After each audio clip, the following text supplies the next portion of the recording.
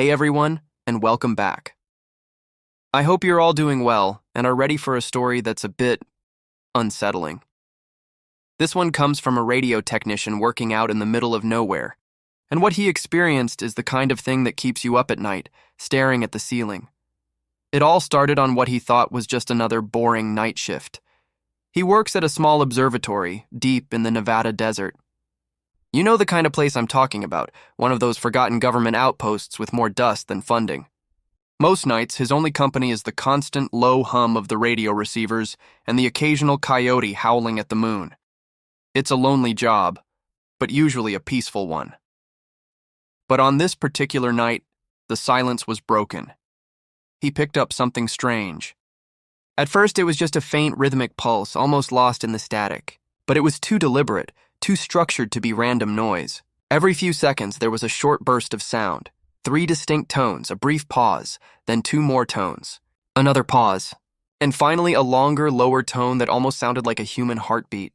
His first thought was interference, maybe a passing satellite or some military experiment. So he did what any good technician would do. He ran diagnostics.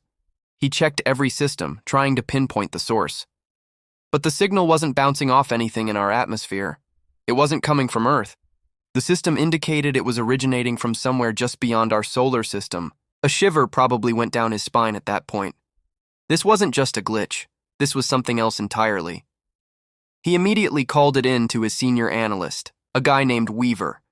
Weaver, sounding unimpressed and probably half asleep, told him to just log the signal and shut down the receiver for the night.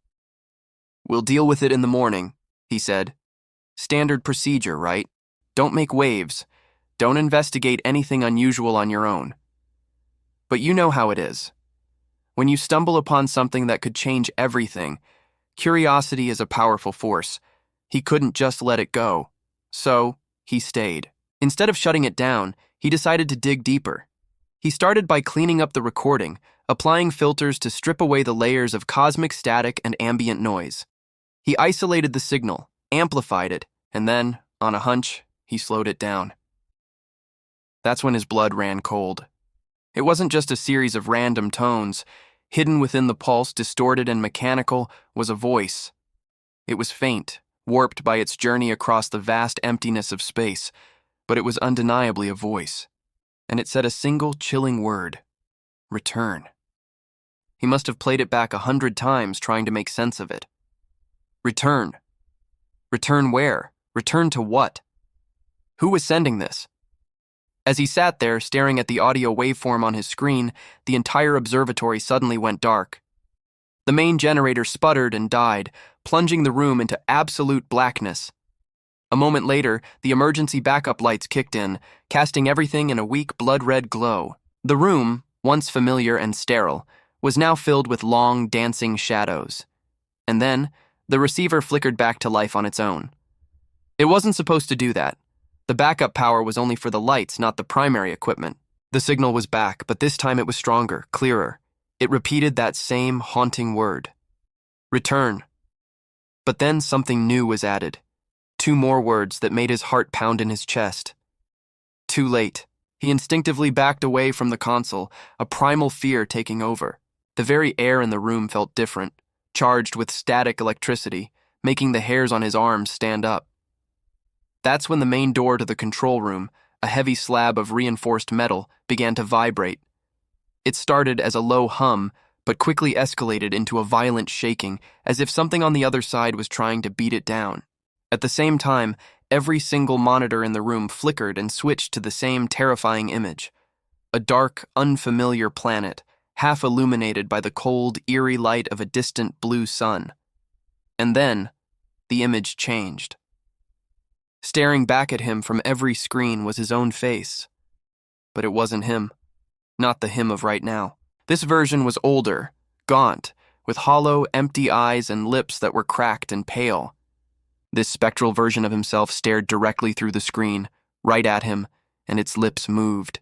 It said, "They heard you." In a blind panic, he scrambled to the main breaker and yanked the lever, killing all power to the entire facility, backup lights and all. He ran out of the observatory and into the desert night, gasping for air. But when he looked up, The sky was wrong.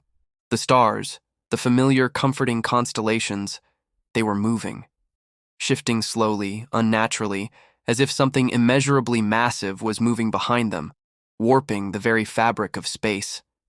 And the hum from the signal. He could still hear it. It wasn't coming from the speakers anymore, it was inside his head. The next morning, just as the sun was rising, they arrived. A fleet of black SUVs with no license plates. Men in dark suits stepped out and identified themselves as being with Atmospheric Research, a name so generic it was obviously fake. They were cold, efficient, and they took everything. They confiscated all the computer drives, the logbooks, the audio recordings, and even the secret backups he had hidden in his personal locker. They knew exactly where to look. Before they left, one of them looked him straight in the eye and told him to forget everything he saw and heard. It was a weather balloon malfunction. That was 3 weeks ago. He quit his job, left the desert, and tried to move on. But you can't run from something that's inside your own mind. Every night since then, when the world gets quiet, he hears the signal again. It's faint, always in the background, a constant low hum beneath the noise of everyday life. He can still pick out the pattern. 3 tones, then 2 tones, followed by that single, low thrum like a distant heartbeat. He's tried everything to block it out, but it's always there. And just last night, a new word came through the static in his head. A word that sealed his fate. Arrived. So, what do you think? A man's descent into paranoia, or the prelude to something unimaginable? Let me know your theories in the comments below. This story definitely gives me chills. Thanks for listening, everyone. If you enjoyed this and want more stories that explore the unknown, make sure to hit that like button and subscribe to the channel. Stay safe out there, and I'll see you in the next video.